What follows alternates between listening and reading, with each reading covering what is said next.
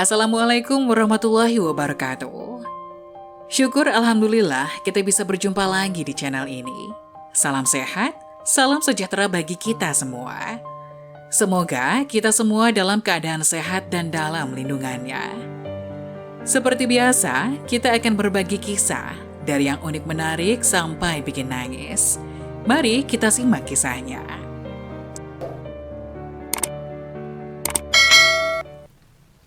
Rajin sholat namun justru jauh dari Allah Subhanahu wa Ta'ala. Siapa mereka? Rasulullah SAW pernah bersabda, akan datang pada manusia atau umat Muhammad suatu zaman, banyak orang yang merasakan dirinya sholat, pahala mereka sebenarnya tidak sholat. Hadis riwayat Ahmad. Perintah sholat adalah untuk mengingat Allah Subhanahu wa Ta'ala. Toha 14 dikatakan dalam surah An-Nisa 43, sehingga kamu mengetahui akan apa yang kamu ucapkan. Karena itu, dalam mengerjakan sholat tidak boleh lalai. Yang dimaksud lalai adalah tidak mengetahui maksud apa yang dibaca dan apa yang dikerjakan.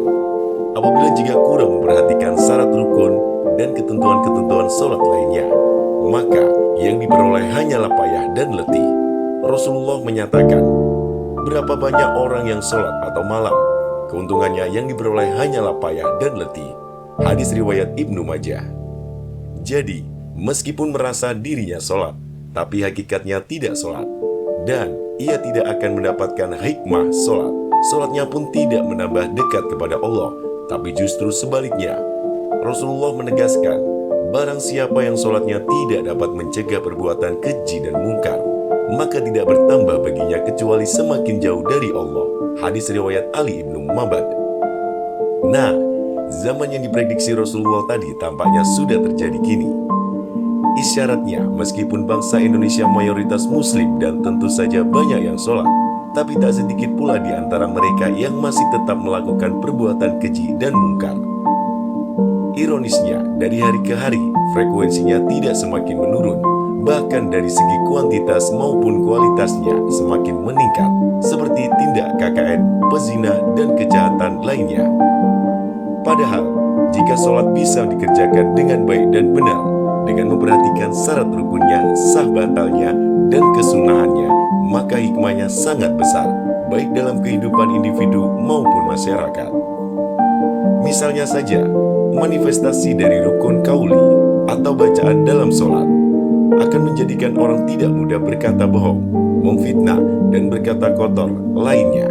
Manifestasi dari rukun fi'li atau gerakan dalam sholat, tangan tidak akan digunakan untuk menjamah sesuatu yang dilarang agama, dan kaki pun tidak melangkah kecuali yang diridhoi Allah. Demikian juga anggota tubuh lainnya.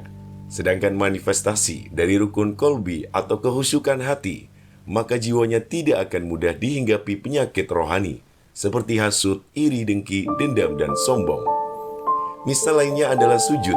Sujud merupakan simbol penghambaan atau ketaatan tertinggi seorang muslim. Karena posisi sujud dalam meletakkan kepala di lantai atau tanah, orang yang bersujud berarti telah rela meletakkan kepalanya yang terhormat ke lantai yang diinjak oleh kaki. Ini artinya, orang yang sujud itu telah bersedia mematuhi ketetapan-ketetapan hukum atau syariat Islam secara totalitas dalam semua aspek kehidupan.